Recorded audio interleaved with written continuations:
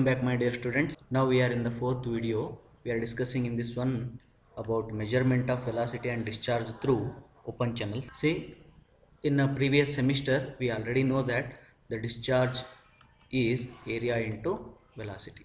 If we know the cross sectional area and if you know the velocity flowing through that velocity of the flow, then you can calculate the discharge. And the discharge unit is meter cube per second, SI unit, and we have area in meter square and velocity in meter per second. Okay, these are SI units. Now, in a previous class, I have discussed how to calculate area for a particular channel. We have four cross sections: rectangle, trapezoidal, triangular, and circular. For all of these four, we know how to calculate area of flow. Now we need to think about velocity of flow. Okay, so that we will get the discharge. Now to determine this velocity, we have a scientist, that scientist Chudge. Okay, he studied on Chudge, he studied on that velocity of flow, and that we are going to derive that equation. Okay, see, first we need to see the diagram. What diagram we are going to use here is, so let us consider this is a slope. This is the slope and it has a slope of say 1 in I will consider m, 1 in m. Okay, it's very mild slope, very mild slope. Usually in practical case we will consider 1 in 500, 1 in 1000. Okay, means what? If it is 1 meter height, then in the horizontal it will be 1000 meter, means 1 kilometer. Means for every 1 kilometer 1 meter is rise. That much mild slope we will be having. Okay, now let us consider there is a flow of water here. This much of water is flowing, and let us call this height is a h, this height is a h. Okay, now this is a uniform flow I am considering. Uniform flow means what? The depth here, that if I consider xx section here and if I consider a section yy here, then I will have a depth same, h here and h here. If the depth is same and it is a prismatic channel, therefore area will be same. Means velocity at this point and velocity at this point both are same, velocities are same. Now if I consider this body A, B and C and D, if I consider this body, then this body is moving because it is flowing because that moving by which force? I have to say that there is a mass here A, B, C, D. In this mass, because of this slope, because of that gravity, it is moving. Let us consider the weight of this ABCD is something acting vertically downwards, call it as a W. Now look at there, very interesting, that the force is acting downward but your slope is like this. Your slope is like this. Means the force which is causing the flow is parallel to the slope. This force is a real force which is causing the flow. This is the force which is causing the flow. Now what is this? This is your W, weight. Then normal to this one is, you can draw a perpendicular line, and this is your perpendicular to the slope, and this is a parallel to the slope. Then if I call this slope angle as I, if I call that slope angle as I, then this will be I, because this angle is I, this angle is I. Then this F I can call it as W sine I. I can call W sine I. Means what is the force which is causing the flow? Force causing the flow is W sine I. Okay, now this is the force causing the flow. Then is there any resistance force? Is there any resistance force which is opposing the flow? Yes, there is a resistance force that is along the wetted perimeter, along the wetted perimeter. Say for example, if I have a cross section like this, then along this wetted perimeter there will be opposition force. That we will call it as a resistance, resistive force. Okay, that I will tell you how to write that one later. Means here the notation, if I consider what all the things we know, that is h is the depth of flow and I is the inclination 1 in m means 1 horizontal and m this one, 1 vertical m horizontal, then w is the weight of the that mass ABCD, and we have uh, density, specific weight, we can call our density of the water, unit weight of the water, we will call it as a gamma, and we will be having v1 velocity at section 1, v2 at section 2. These all notations we are using them.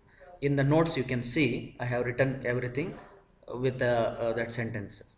Then here, what are the forces causing here? The first one is the force which is causing the flow, that is your W sine I. What is this W? W is the weight of this ABCD. Then how to get that weight of that ABCD? That is the length into, let us call this is a length, this is the length, that length I am going to write here, L is the length, then length into area, you will get a volume, and volume multiplied by specific weight, then you will get a weight. Therefore I will write here this into area into length. Okay na? That is your sin I. Now I got force causing the flow, force causing the flow. Then what is the resistive force? For that resistive force, according to Church, he says that Fr, resistive force, is equal to some coefficient of resistance into surface area, because this resistance is there with surface area, into velocity power n. Now, this is a general equation we are going to use in fluid mechanics. But for this open channel flow, according to Church, he says that F into surface area means what? Surface area how? See, for example, this is your water and this is your cross section, and this will be continuous length, it will be there. Now means I want this surface area, inside surface area. Okay, inside that surface area will be there. Okay, that surface area I want. Therefore I will write this one as perimeter into length is a surface area. Then v to the power n. Then according to Church, n is a, we will consider 2. That is your n equal to 2 for open channel flow. Then you got a Fr. Okay. Now we will write, go for the derivation. The derivation first step says that Newton's second law. What it says? That is unbalanced force is equal to mass into acceleration. That is F equal to ma. F equal to ma. But which F it is? It is the summation of all forces equal to ma. Then all forces means what? One force going rightwards, that force I will consider W sin I, and another force which is opposing that, that is your resistive force, equal to mass, I don't know mass of ABCD, but acceleration I will put 0. Why? Because the constant velocity v1 equal to v2 is there, means velocity is constant, means acceleration is 0. Then I will write this one, I'll substitute this gamma a L sin I minus uh, F P L into V square is equal to 0. This equation what we will do, we will send this part that side, and this part we will retain here only, but I want V, no, velocity, because we are determining velocity. Therefore that is your FPL V square is equal to gamma AL sin I. I hope you understood it. Okay. Now here in this one, L and L is cancelled. Then you got V square is equal to gamma by F. I can write it like this. Gamma by F I can write it. Then this A by P I can write it. Then sin I. This I got. And now what we want? We want V is equal to what? V is equal to square root of gamma by F, square root of A by P, square root of sin I. Okay. See, I am writing 3 square roots because just I want to make it like this. That's why.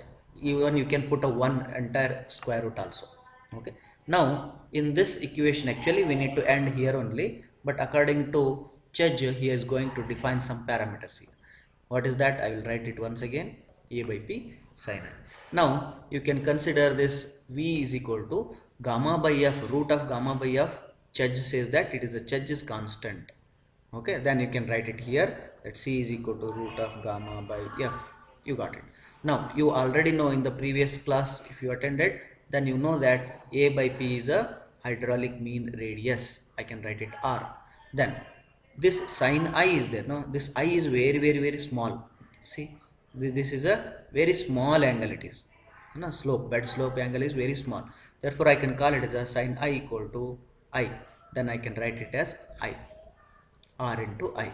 But conventionally we will use this one as a C root R into S. S means what? It is a slope. This is your velocity. Okay. Once you get the velocity, then you can calculate Q equal to A into V. Therefore, Q is equal to A C root R S. This is your equation.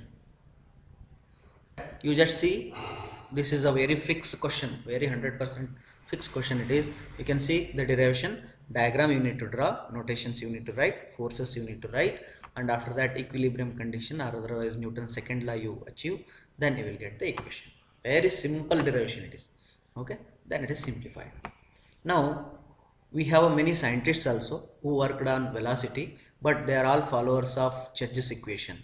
See, we have a V is equal to C into root RS, and Manning, he gave one empirical formula. Empirical formula means he did so many experiments on some that shapes and some that roughnesses. Then he came to know that this is C, he can use it as 1 by n into R is to 1 by 6.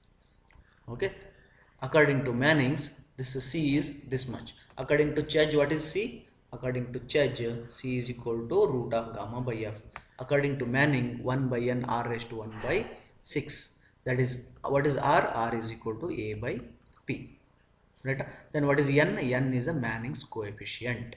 Manning's coefficient. If I resubstitute that one here in this one, what happens here? C means what? 1 by n, R raised to 1 by 6.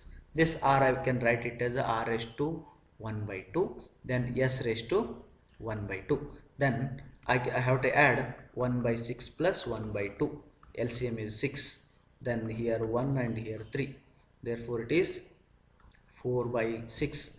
2 2s are 2 3s are. Therefore 2 by 3 I got. Means 1 by n, R raised to 2 by 3, S raised to 1 by 2 is a velocity equation by Manning's. And you can calculate Q equal to area into V. Right? This is a Manning's equation. Then what is Cutter's equation? Cutter is also follower of Church, and here what is that C is equal to, according to Cutter, C is equal to this big formula. Okay, here what is this n? This n is nothing but a Cutter's constant, that is your Cutter's constant. And what is this I? I is the slope. I, or otherwise you can call it as S, is a slope. Then what is this m? They call it as m, but we can write it R. Then what is that? Is the m is nothing but R is nothing but hydraulic mean radius nothing but A by P. Okay, then if you substitute this one, then your original equation will be same, V equal to C into root RS, but according to Cutter, C is this formula, then R is a by P, S is a slope. Okay, then Q is equal to A into V. Right.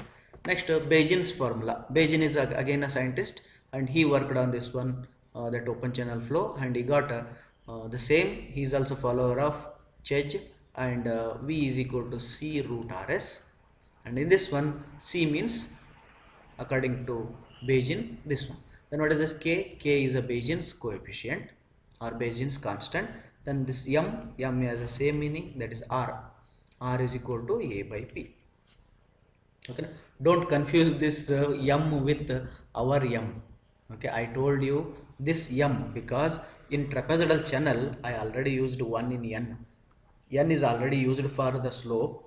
Therefore, this M I am using it for the horizontal bed slope. But some scientists in some textbooks, they will use M for A by P, that is R. Therefore, I don't use that M here. I will use hydraulic mean radius R is equal to A by P. Okay. Now, and for open channel flow, we are very interested in Church's formula and Manning's formula as of now. Bayesian's formula and Cutter's formula, These two formulas we will be using in canal designs. Unlined canals will be there. There we will use Bayesian and Kutter's formula. Therefore, nothing to worry about that big equation, how to remember Bayesian and Kutter's formula.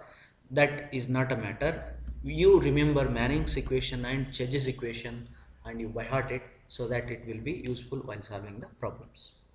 Right? Thank you very much. In next class we will solve problems.